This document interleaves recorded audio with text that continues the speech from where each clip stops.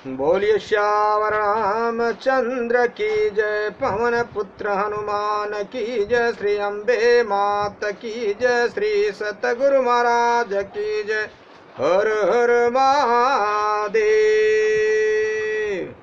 राजा राम राम राम सीता राम राम राम, राजा राम राम राम सीता राम राम राम, राजा राम राम राम सीता राम राम राम, राजा राम राम राम सीता राम राम राम, राजा राम राम राम सीता राम राम राम, राजा राम राम राम सीता राम राम राम, राजा राम राम राम सीता राम राम राम, राजा राम राम राम सीता राम राम राम, राजा राम राम राम सीता राम राम राम, राजा राम राम राम सीता राम राम राम, राजा राम राम राम सीता राम राम राम, राजा राम राम राम सीता राम राम राम, राजा राम राम राम सीता राम राम राम, राजा राम राम राम सीता राम राम राम, राजा राम राम राम सीता राम राम राम। श्यावर रामचंद्र की जय, पवन पुत्र हनुमान की जय, श्री अम्बे मात की जय, श्री सतगुरु महाराज की जय। हर हर महादेव। श्री राम जय राम जय जय राम, श्री राम जय राम जय जय राम, श्री राम जय राम जय जय राम।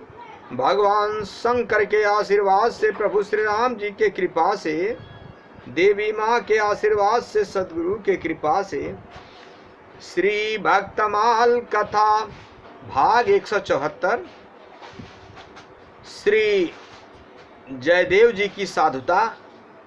जयदेव जी की अगली कथा में आप लोगों ने गीत गोविंद के बारे में सुना। अब आप लोग श्री प्रसिद्ध कवि भगवत भक्त श्री जयदेव जी की साधुता के बारे में आप लोग सुनिए। संक्षिप्त कथा है, ध्यान देकर सुनिए।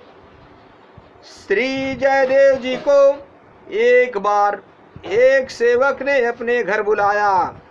दक्षिणा में आग्रह करके कुछ मुहरे देने लगा। आपके मना करने पर भी उसने आपकी चद्दर में मुहरे बांध दी। आप अपने आश्रम को चले, तब मार्ग में उन्हें ठग मिल गए। आपने उनसे पूछा कि तुम लोग कहाँ जाओगे, ठहरोगे, कहाँ जाओगे?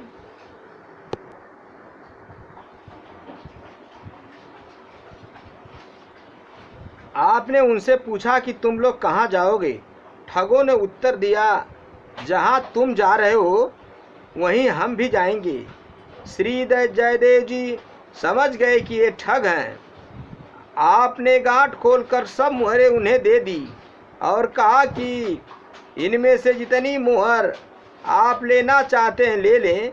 उन दुष्टों ने अपने मन में सोच समझकर कहा कि इन्होंने मेरे साथ चालाकी की है, अभी तो भय बस सब धन बिना मांगे ही हमें सौंप दिया, परंतु इनके मन में यही है कि यह यहाँ से चले तो चलने दो, आगे जब नगर आएगा तो शीघ्र ही इन सबको पकड़वा दूंगा। यह सोचकर उन ठगों ने श्री जयदेव जी के हाथ पैर काट कर बड़े गड्ढे में डाल दिए और अपने अपने घर को चल दिए। थोड़े समय बाद ही वहाँ एक राजा लक्ष्मण सेन आया।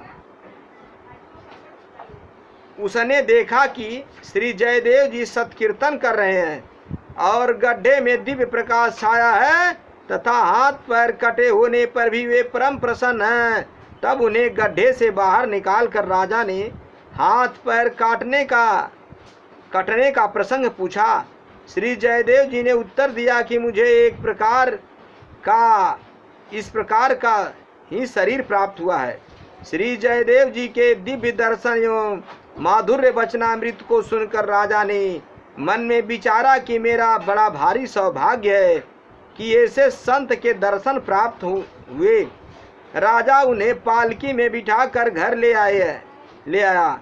चिकित्सक के द्वारा कटे हुए हाथ पैरों को घाव ठीक करवाए। फिर श्री जयदेव जी से प्रार्थना की कि अब आप मुझे आज्ञा दीजिए कि कौन सी सेवा करूं। श्री जयदेव जी ने कहा, राजन भगवान और भक्तों की सेवा कीजिए। ऐसी आज्ञा पर कर राजा साधु सेवा करने लगा। उनकी ख्याति चारों ओर फैल गई। एक दिन वे ही चारों ठग सुंदर कंठी माला धारण कर राजा के यहाँ आए। उन्हें देखते ही श्री जयदेव जी ने अत्यंत प्रसन्न होकर कहा, देखो आज तो मेरे बड़े गुरु भाई लोग यहाँ आए हैं।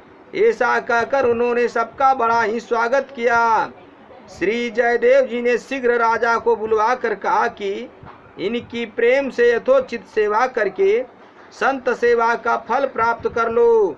आज्ञा पाकर राजा उन्हें भीतर महल में ले गया और अनेक सेवकों को उनकी सेवा में लगा दिया। परंतु उन चारों के मन में अपने पाप से व्याकुल थे। उन्हें भय था कि यह हमें पहचान गया है, राजा से कहकर मरवा देगा। वे राजा से बार बार विदा मांगते थे, पर राजा उन्हें जाने नहीं देता था। तब श्री जयदेव जी के कहने पर राजा ने अनेक प्रकार के वस्त्र, रत्न, आभूषण आदि देकर उन्हें विदा किया। सामान को ढोने के लिए साथ में कई मनुष्यों को भी भेजा। राजा के सिपाही गठरियों को लेकर उन ठग संतों को पहुंचाने के लिए उनके साथ साथ चले। कुछ दूर जाने पर राजपुरुषों ने उन संतों से पूछा कि भगवान, राजा के यहाँ नित्य संत महात्मा आते जाते रहते हैं, परंतु स्वामी जी ने जितना सत्कार आपका किया है और राजा से करवाया है, ऐसा किसी दूसरे साधु संत का सेवा सत्कार आज तक नहीं हुआ। इसलिए हम प्रार्थना करते हैं कि आप बताइए कि स्वामी जी से आपका क्या संबंध है। उन्होंने कहा, यह बात अत्यंत गोपनीय है, मैं तुम्हें बताता हूँ, पर तुम किसी से मत कहना। पहले तुम्हारे स्वामी जी और हम सब एक राजा के यहाँ नौकरी करते थे। वहाँ इन्होंने बड़ा भारी अपराध किया। राजा ने इन्हें मार डालने की आज्ञा दी, परंतु हमने अपना प्रेमी जानकर इनको मारा नहीं, केवल हाथ पैर काट कर राजा को दिखा दिया और कह दिया कि हमने मार डाला। उसी उपकार के बदले में हमारा सत्कार विशेष रूप से कराया गया है। श्याम रामचंद्र की जय। उस कृत घनी साधु वेशधारियों के इस प्रकार झूठ बोलते ही पृथ्वी फट गई और वे सब उनमें समा गए। इस दुर्घटना से राजपुरुष लोग आश्चर्यचकित हो गए। वे सब के सब दौड़कर स्वामी जी के पास आए और जैसा हाल था कह सुनाया। उसके सुनते ही श्री जयदेव जी दुखी होकर हाथ पैर मलने लगे। उसी क्षण उनके हाथ पैर बड़े सुंदर जैसे थे वैसे ही फिर हो गए। राजपुरुषों ने दोनों आश्चर्यजनक घटनाओं को राजा से कह सुनाया। हाथ पैर पूरे हो जाने की घटना सुनकर राजा अति प्रसन्न हुआ। उसी समय वह दौड़कर स्वामी जी के समीप आया और चरणों में सिर रखकर पूछने लगा, प्रभु कृपा करके इन दोनों चरित्रों का रहस्य खोलकर कहिए कि क्यों धरती फटी और उसमें सब साधु कैसे समाये, आपके हाथ पैर कैसे निकल आए। राजा ने स्वामी जी से जब अत्यंत हठ किया तब उन्होंने सब बात खोलकर कह दी। फिर प्रभु बोले कि देखो राजन, यह संतों की बड़ी भारी महिमा है। संतों के साथ कोई चाहे जैसी और चाहे जैसे कितनी भी बुराई करे तो भी वे उस बुराई करने वाले का बुरा न सोचकर बदले में उसके साथ भलाई ही करते हैं। साधुता का त्याग न करने पर संत महापुरुष एवं भगवान श्याम सुंदर मिल जाते हैं। राजा ने श्री जयदेव जी का नाम तो सुना था, पर उसने कभी दर्शन नहीं किया था। अंत में जब उसने श्री जयदेव जी की माँ जयदेव जी के नाम गांव को जाना तो प्रसन्न होकर कहने लगा कि आप कृपा कर यहाँ विराजिए। आपके यहाँ विराजने से मेरे पूरे देश में प्रेम भक्ति फैल गई है। सियावर रामचंद्र की जय। श्री प्रियदास जी इस घटना का वर्णन कवित्त में किया है। आप लोग भी सुनिए, कवित्त के माध्यम से। पोथी की तो बात सब कही, मैं सुहात ही है सुनो, और बात जा में अति अधिकाइए। गांठ में मुहर मग चलत में ठग मिले कहो, कहाँ जात जा तुम चली जाइए। जान लही बात खोली द्रव्य पकड़ाय दियो, लियो चाहूँ जोई जोई सोई मोको लाई लियो। दुष्ट न समुझी कही कीनी न विद्या, अहो आवऊ जो नगर इन्हें बेगी पकड़ाइए। एक कहीं डर मार भलो है विचार, यही एक कहीं मार मत धन हाथ आयो है। जब पहले पीछान कहूँ कीजिए निदान कहाँ, हाथ पाव काटी बड़े गाठ पधरायो है।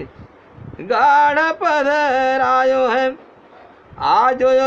आयो तारा जाए देखी के, विवेक भयो छायो उजराई। उजियारो प्रसन्न दर्शायो है।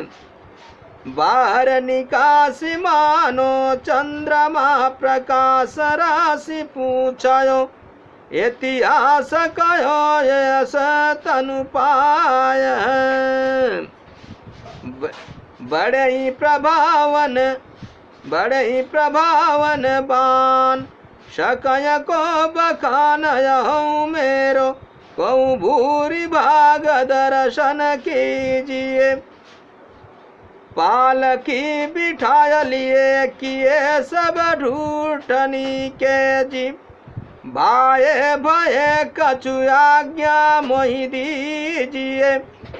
करऊँ हरि साधु सेवा, नाना पकवान मेवायावै। जोई संतति नहीं देख भीजिए। आए बे ठग माला तिलक चिलक, किए किलक के कई बड़े बंधु लख लीजिए। नृपति बुलाय कही हिये, हरि भाय भरी डर तेरे भागयब, सेवा फल लीजिए। गयो लय महल मा जटल लगाए, लोग लागे हो न भोग जिया शंका तन छीजिए। मांगई बार बार विदा राजा, नहीं जान देतयतिया कुलाय कही, स्वामी धन दीजिए। देख बहु भांति सो पठाए, संग मानुष आवूं पहुँचाय तब रीजिए। मेरे भाइयों, मेरे बंधुओं, मेरे मित्रों, श्री प्रियदास जी की इस कवित्त में आगे भी कविता है। इसी माध्यम से भगवान के भजन कीर्तन करने वाले का तकलीफ जरूर होती है, लेकिन सत्य अटल रहता है, छुपता नहीं है। इसलिए मेरे भाइयों, मेरे मित्रों, मेरे बंधुओं, ईश्वर सत्य है, जगत मिथ्या है। बड़े भाग्य मानुष तन पावा, सुर दुर्लभ संतन ग्रंथन गावा। ये मनुष्य का शरीर साक्षात मोक्ष का दरवाजा है। ये बड़े भाग्य से मिला है, इसे पा करके व्यर्थ न करें। हर पल हर घड़ी कहीं भी कैसे भी हरि का भजन करें, पूजन करें, दर्शन करें, स्पर्शन करें, अपने जीवन का कल्याण करें।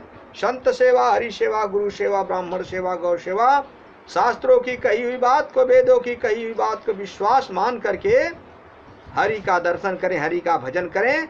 ईश्वर भजन बिना जीवन बेकार है। राम नाम, कृष्ण नाम, हरि नाम का जपन करें, अपने जीवन का कल्याण करें। राम राम भजने वाले का कभी विनाश नहीं हुआ। ये कथा विसर्जन हो तो सुनहूं, पवन कुमार राम लखन सीता सहित मुँह पर करहूं कल्याण। भक्त जयदेव जी की आगे की कथा अगले भाग में रहेगी। श्यावर रामचंद्र की जय।